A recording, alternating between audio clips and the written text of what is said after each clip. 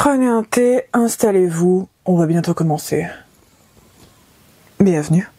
Aujourd'hui, on va parler tout simplement de ce que les hommes ont toujours voulu savoir sur les femmes et je vais vous répondre autant que faire se peut, en tout cas, avec notamment des petites questions que j'ai posées sur un réseau social un peu particulier. Ça s'appelle Bouhou avec 2 O. Non, ceci n'est pas sponsorisé. Et en fait, dessus, j'ai tout simplement mis un post, tout simplement pour que des hommes me répondent, me posent les questions qu'ils se sont toujours posées sur les femmes, tout simplement. Et je vais répondre ici. Il y a eu quand même pas mal de questions. Je vais pas pouvoir forcément tout traiter aujourd'hui parce qu'il y en a quand même une quarantaine. Et certaines questions sont quelque peu hors de propos. J'ai un petit peu scrollé, donc effectivement j'ai déjà vu que certaines questions étaient clairement orientées pour savoir s'il me plaisait. Et en fait c'est pas le but de mon post. Donc on va commencer tout de suite avec la première question qui est une question qui est souvent revenue. Pourquoi ce qui attire une femme chez un homme au début d'une relation et ce qu'elle déteste le plus à la fin d'une relation? En premier lieu, sachez que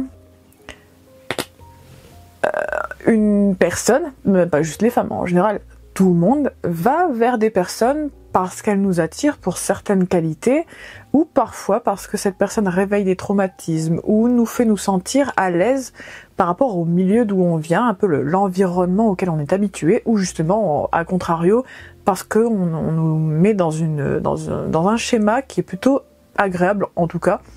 Mais parfois on est attiré par une personne par des qualités qui au final peuvent vite tourner au défaut ou qui sont déjà des défauts. Par exemple, et on va donner un exemple assez simple, et c'est celui simplement d'apprécier par exemple une personne qui va travailler énormément et qui aura beaucoup d'ambition. Problème, c'est qu'en général, au début ça va vous plaire parce que vous aurez l'impression que cette personne elle est travailleuse, etc.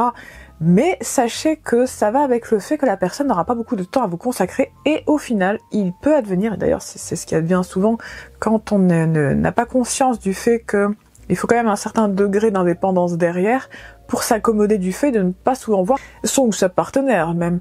Ce qui fait que si vous êtes attiré par une personne ambitieuse, eh bien, et qui travaille énormément, au début ça va vous plaire, mais quand vous allez vouloir passer plus de temps avec, bah, ça va être problématique parce que au final, la personne qui vous plaît n'a pas le temps disponible et suffisant pour vous. Et en fait, c'est à prendre en compte. Et ce trait de caractère, cette tendance en fait à être attiré par une personne et finir par la détester pour ça, et la quitter même pour cette raison, ça survient non pas chez tout le monde, mais chez les personnes qui n'ont pas conscience, sans se rendre compte ni prendre en considération tout ce qui va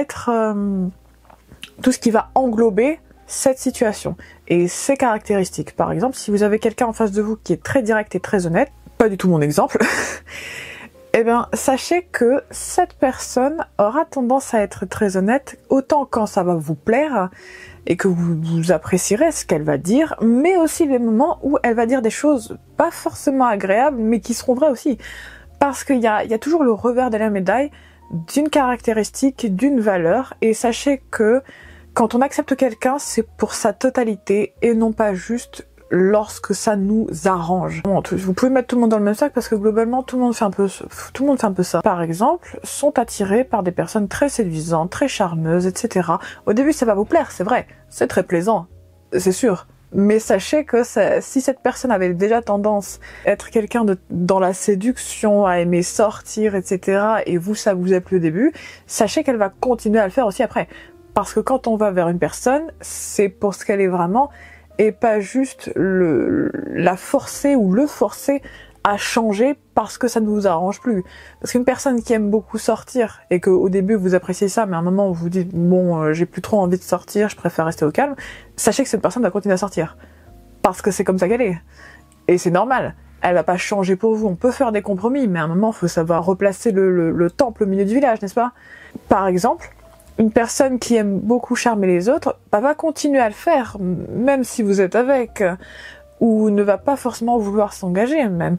Et il y a vraiment toute cette optique à garder en tête, vraiment gardez bien en tête que les qualités que vous appréciez, la chose qui vous attire chez la personne ne va pas changer, et est-ce que vous êtes capable en fait de vivre avec à long terme ou à court terme, ça dépend de ce que vous cherchez avec bien sûr. Mais il va falloir quand même vous rendre compte que si vous aimez quelqu'un qui est très bosseur, c'est pas une bonne idée de se mettre avec une telle personne si derrière vous avez besoin de beaucoup d'attention. Il y a quand même un niveau. C'est comme vous achetez, vous adoptez un animal dans un refuge ou quoi qu'est-ce, mais derrière vous n'avez pas la place, vous n'avez pas les moyens et vous n'avez pas non plus le temps de vous en occuper. À un moment, faut replacer les choses dans leur contexte.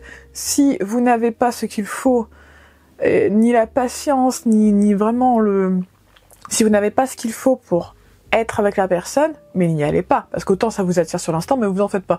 Dans 3 à 6 mois, le temps qu'il faut pour connaître quelqu'un, vous allez vous rendre compte que les qualités que vous en tirez sont des red flags gigantesques pour vous. Dans ce type de situation, quand vous voulez être avec quelqu'un, il vaut mieux avoir bien travaillé sur soi-même et savoir exactement pourquoi on cherche telle qualité, qu'est-ce qui nous attire chez les autres. D'ailleurs, si vous êtes attiré par les personnes toxiques, essayez de faire une reprogrammation par de l'hypnose, de la psychothérapie, vraiment.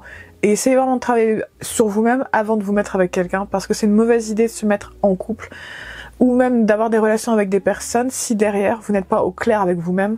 Et c'est important de garder ça en tête. Si vous n'avez pas pris la pleine mesure de tout ce qui englobe cette situation, cette personne, ses méthodes, son caractère, si vous n'avez pas vraiment pris la pleine mesure de la réalité qui englobe ça, vous allez forcément tomber de haut.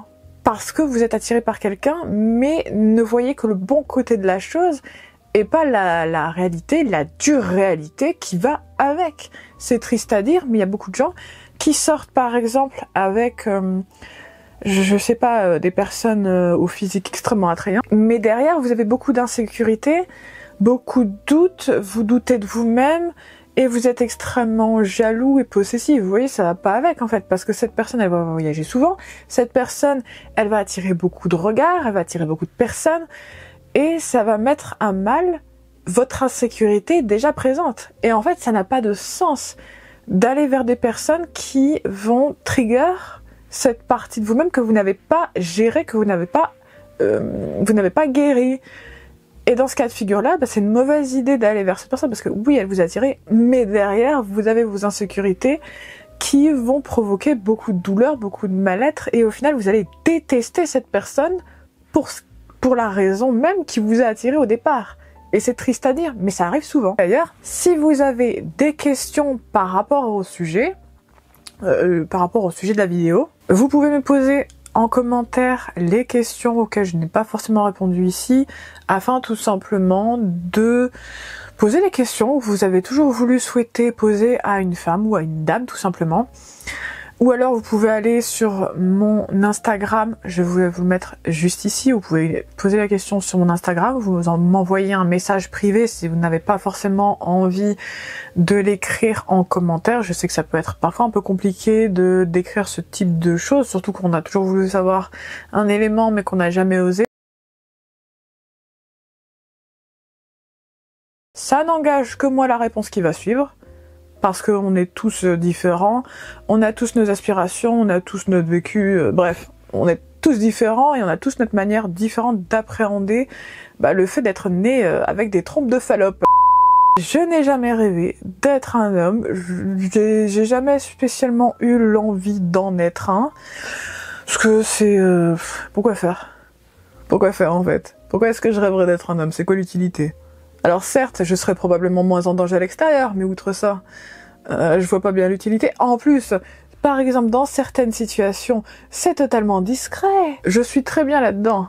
Vous êtes qui vous êtes, et il n'y a pas de problème là-dessus. Cette question, je vais pas la poser, parce que je vais clairement me faire tomber sur le coin du museau si je la dis. Je répondrai pas à ça ici, monsieur. Mais je répondrai là-dedans, ça c'est sûr. Alors, où trouve-t-on votre notice? Alors, c'est comme poser la question, est-ce qu'il y a une notice à la vie? Il n'y en a pas. Il y a quand même un niveau de bon sens à avoir. De la même manière qu'il y a des cours empiriques pour la mécanique quantique, par exemple, ou même par rapport à la théorie du chaos, d'ailleurs, dont je vais reparler, je vais faire un parallèle d'ailleurs avec ça, eh bien, vous allez avoir des livres qui expliquent comment traiter une femme, comment comprendre à peu près ce qu'elle peut vouloir, mais sachez, à ces livres précis, il va falloir appliquer la théorie du chaos. La théorie du chaos parle du fait que même si vous exercez les mêmes circonstances, même s'il y a les mêmes paramètres, les mêmes circonstances à une situation donnée, par exemple, il y a notamment le test de la goutte d'eau, même si vous faites par exemple tomber une goutte d'eau sur le dos de votre main, oui je fais un parallèle à Jurassic Park 1, tout à fait, selon la théorie du chaos, vous aurez beau mettre la même quantité, une goutte d'eau, identique, au même point, au même endroit, à la même vitesse, sans qu'il n'y ait au final très peu de différence, malgré tout ça, la goutte d'eau n'ira jamais au même endroit que la précédente et les suivantes. Tout simplement parce que aucune situation ne peut être identique.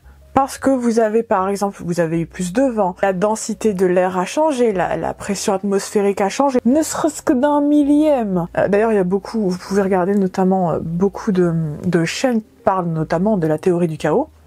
Et la théorie du chaos s'applique aussi au genre humain. D'ailleurs, de manière encore plus marquée. Parce que vous avez beau être dans la même situation, le même cas de figure, la même situation, une personne qui se ressemble à peu près avec une autre, sachez que vous ne pourrez pas appliquer de manière parfaite et systématique, vous ne pourrez pas appliquer la totalité d'une théorie, même si on vous donnait un livre entier et vaste, vous expliquant la variété possible de réactions et comment agir, sachez que il va falloir adapter constamment. Parce qu'une personne ne ressemble pas à une autre, même si ces personnes sont des jumelles, dites-vous. Même dans ce cas de figure précis, il est impossible que les personnes réagissent de la même manière. Parce que on n'a pas les mêmes perceptions, même si vous avez en face de vous de vrais jumeaux. Vous n'avez pas... Il y a quand même ce que j'appelle le coefficient humain qui fait que, ne serait-ce que une différence de perception, ne serait-ce qu'une différence d'expérience de vie. Ça peut être énormément de choses, une différence dans ce qui s'est passé dans la journée de la personne, ou même son vécu personnel. Il y a tellement de paramètres à prendre en considération que c'est impossible de rédiger un manuel précis sur comment comprendre une femme. Même si globalement, vous demandez à une femme, elle va pouvoir à peu près vous dire pourquoi, vraiment, c'est du tâtonnage. Parce que il n'y a pas, et il n'y aura jamais, de notice précise pour comprendre une femme. Parce que c'est tellement... En fait, comprendre les autres, c'est empirique. Après, il faut mélanger ça avec un petit peu de compréhension, d'intuition et d'écoute, et ça ira tout seul. On va parler ghosting.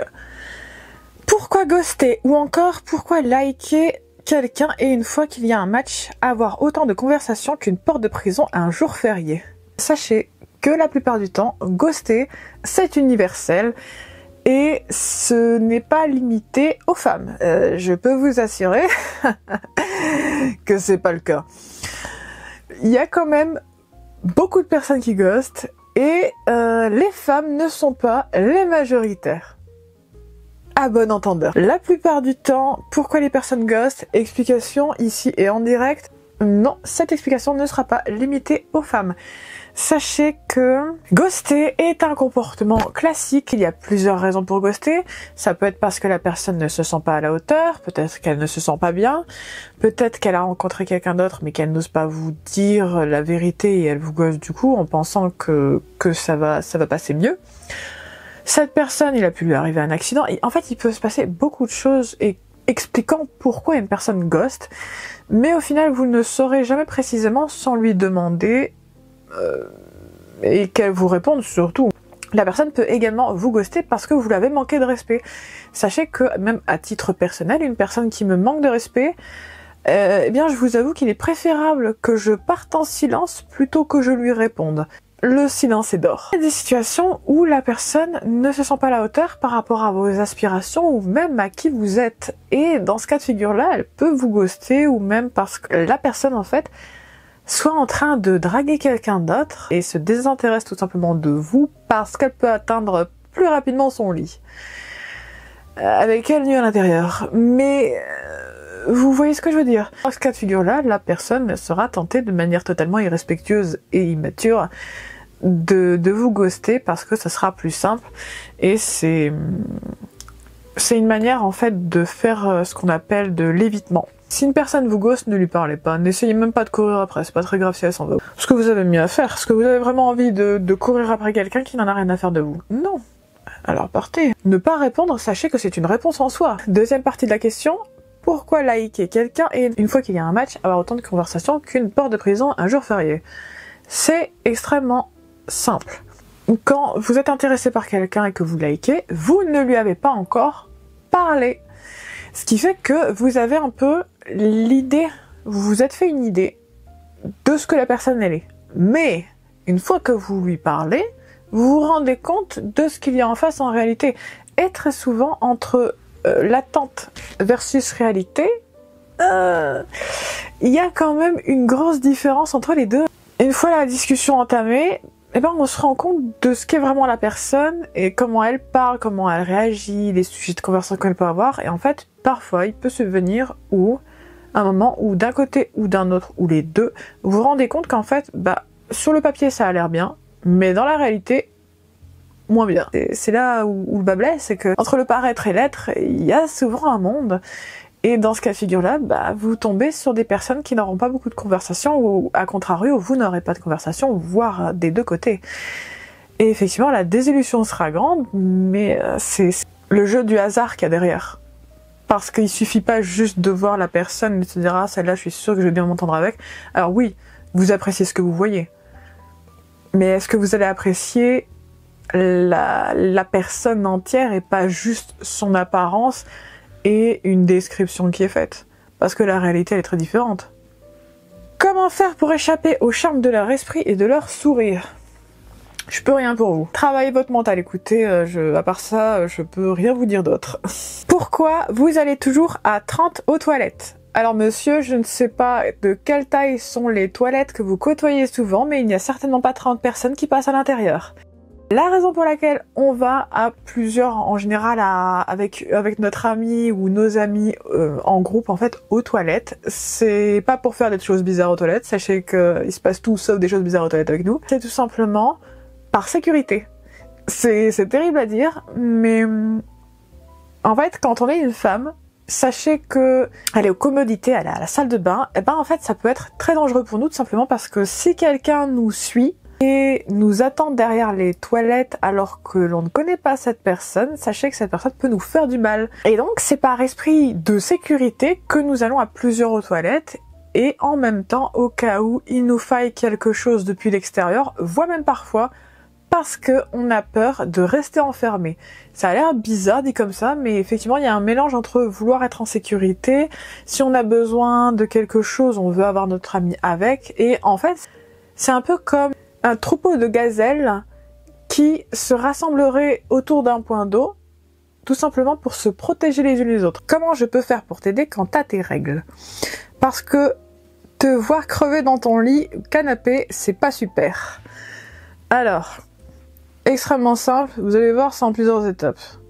Vous préparez une bouillotte, parce qu'en fait, la chaleur va tout simplement limiter la douleur au niveau des ovaires. Chez eux, en fait, il y a des spasmes au niveau des ovaires, ce qui fait que ça cause en fait les crampes qui, globalement, et comme une étude l'a prouvé, ressemblent beaucoup aux symptômes et à la douleur d'une crise cardiaque. Sachez que j'ai déjà approché la crise cardiaque, je peux vous assurer que mes menstruations sont bien plus douloureuses.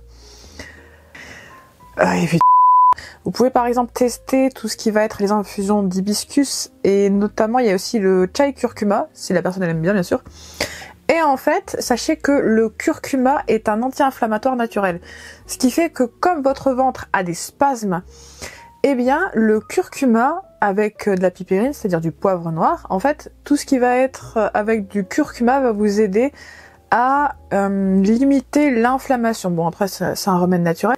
Eh bien, en fait, ça va permettre de limiter un petit peu la casse. Après, vous pouvez notamment prendre la personne peut prendre des compléments alimentaires, notamment je pense que c'est de l'achillée. Je vous mettrai le nom juste ici. Ça va limiter un petit peu la douleur. Préparez tout ce qui va être du chocolat par exemple, favorisez quand même du chocolat noir parce que le magnésium va également aider à calmer le système nerveux. Favorisez en fait tout ce qui va être de l'ordre de la détente. Vous pouvez par exemple lui masser un petit peu le crâne, éviter tout ce qui peut stresser. Vous pouvez lui donner des couvertures, des plaids chauds. En général, les plaids douillés très très doux, ça va marcher extrêmement bien parce qu'on aime bien la douceur. Vous pouvez acheter à votre copine, votre conjointe ou que sais-je, tout ce qui... voilà. Vous pouvez lui acheter sa confiserie préférée ou vraiment lui faire son plat préféré. C'est un peu comme une zone de guerre là-bas. Et essayez de lui demander ce qu'elle peut vouloir ou pas. Préparez des mouchoirs parce qu'il y a de fortes chances qu'elle pleure. C'est vraiment favoriser un état de détente. Partez du principe où vous avez en face de vous globalement un bébé. La personne ne va pas forcément savoir ce qu'elle a envie. Vraiment une bête sauvage, blessée. Favoriser un milieu très cocooning, très cosy, très tranquille, où vous allez prendre soin de la personne parce que globalement c'est la merde. Et vraiment, soyez aux petits soins et vous en faites pas, vous en sortirez, il n'y a aucun problème. Ne vous disputez jamais avec une personne qui est dans sa période rouge. Jamais. Vous n'êtes pas prêt pour le niveau de sauvagerie qu'il y aura en face. De la même manière que vous soigneriez un petit animal blessé, bah globalement ça ressemble à ça. La question a été posée. Qu'est-ce qui est si attirant chez les bad boys? Alors, j'espère que vous êtes installés parce que nous allons discuter du cas des bad boys. Alors on s'entend. Il y a les bad boys, mauvais garçons, qui globalement sont un nid à emmerde. Et vous avez les bad boys dits repentants qui ont un passé assez dur, mais qui ont leur affaire en ordre. Et je fais la distinction bien entre les deux parce que il y a un cas de figure préférable à l'autre. Globalement, pourquoi on est attiré par les bad boys? On va faire la distinction entre les deux. Parce que les bad boys foireux, qui globalement sont un nid à problème, il y a un côté attirant parce qu'il y a le côté danger. Vous savez, il y a le côté danger, le côté interdit, tout ça.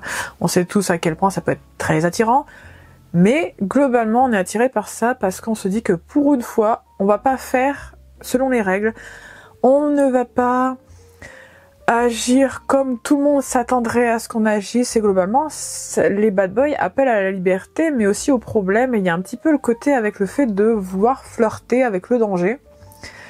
Alors que dans le cas du bad boy repentant, c'est-à-dire du bad boy qui a ses affaires en ordre, là vous avez en face de vous quelqu'un qui a de l'expérience, quelqu'un qui a un passé, quelqu'un qui est en paix avec lui-même, qui a fait tout ce qui était nécessaire pour être en état d'harmonie et de paix, mais qui a quand même un passé relativement particulier, relativement en fait un petit peu, je sais pas, par exemple qui a pu faire du combat de rue, des courses de voiture, qui a pu faire beaucoup de choses différentes et pas forcément flirter toujours avec la légalité, si vous voyez ce que je veux dire.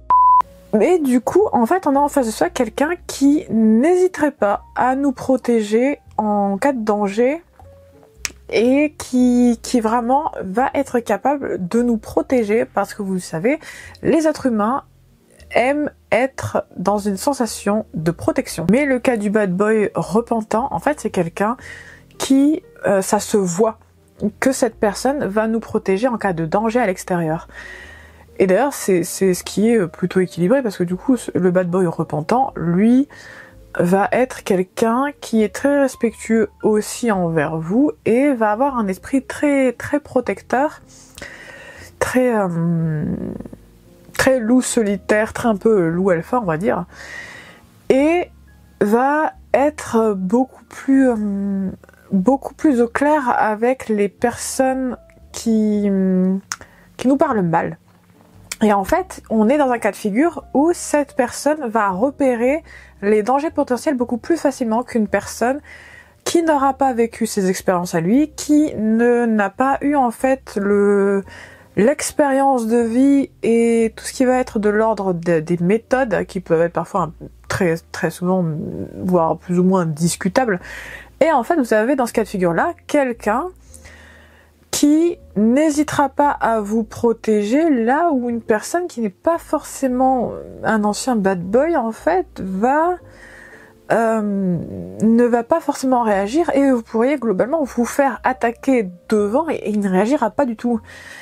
Et du coup, c'est pour ça que ça peut être très attirant. D'ailleurs, il y a un côté qui est plus attirant que l'autre. Je préfère largement un bad boy repentant, un bad boy repenti qui a ses affaires en ordre, que quelqu'un qui globalement serait en train de voir quelqu'un en train d'essayer de me faire du mal et ne réagirait pas du tout. Vous m'excuserez, mais je préfère quand même un cas plutôt que l'autre.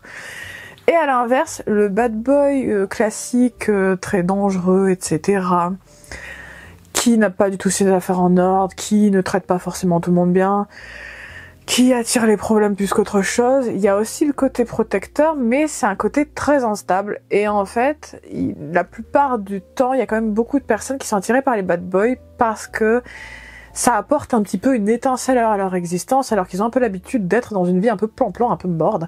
Et du coup, ils sont attirés par les bad boys parce qu'ils aiment bien ce côté dangereux, ce côté interdit et ce côté très flirt avec les limites. Oui. Les premiers jours, ça va vous plaire.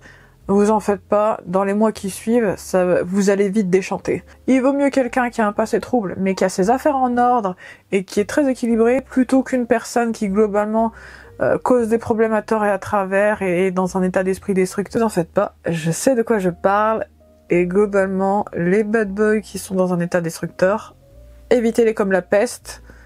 Ça vous apportera tranquillité d'esprit à long terme et à moyen terme. Même si au final vous prendrez moins de plaisir, mais bon. Il y a des questions, je sais pas ce que ça veut dire. Il y a une personne qui me demande c'est quoi le jeu du pélican. Bon, si vous savez ce que c'est, écrivez-le en commentaire, parce que j'en ai pas d'idée, je sais pas de quoi il parle. On m'a déjà parlé du jeu de la biscotte, mais alors le jeu du pélican, ça je connais pas. Répugnant d'ailleurs, mais bref. Et sur ces mots, on va terminer la vidéo. N'oubliez pas de liker et de vous abonner si le contenu vous plaît, afin tout simplement de continuer nos aventures et nos discussions autour d'un chocolat chaud, d'un thé, d'une infusion, d'une bière parfois, peut-être même un petit verre de vin. On va se quitter ici en se disant que la semaine prochaine, un autre sujet trépidant et tonitruant. J'ai une certaine facilité à parler de tous les sujets, donc n'hésitez pas, si vous avez envie que je parle d'un sujet en particulier, vous l'écrivez tout simplement en commentaire. J'avoue que quasiment toutes mes vidéos tournent quand même autour du sujet de l'amour.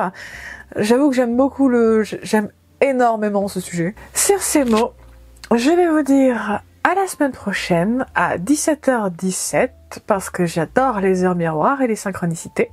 Sur ces mots, à bientôt.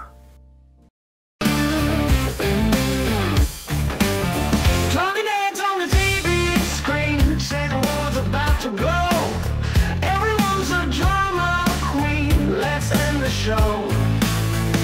Press the button, stop the chatter.